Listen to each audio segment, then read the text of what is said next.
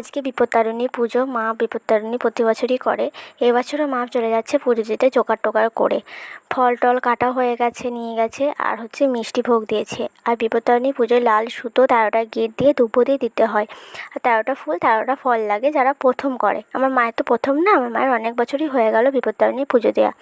আর আমি এখানে ঘরের ঠাকুরকে পুজো দিচ্ছি। ঠাকুরকে স্নান টান করিয়ে ফুল দিয়ে ভোগ দেওয়া হয়ে গেছে। আর প্রতিদিন পুজো আমিই দিই।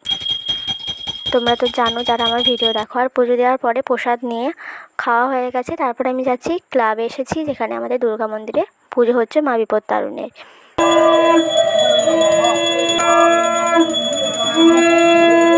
আর পুজো কমপ্লিট হয়ে যাওয়ার পরে মা বাড়িতে এসে আমার হাতে লাল সুতো বেঁধে দিল। মা বিপত্তারিণী সবারই হাত থেকে রক্ষা করে, বিপদের হাত থেকে পুরনো সুতোটা খুলে। এদিকে প্রসাদও দিয়েছিল, ভোগ প্রসাদ দিয়েছিল। আর 13টা লুচি করে খেতে হয়। তো মা 13টা লুচি করে খাক। ভিডিওটা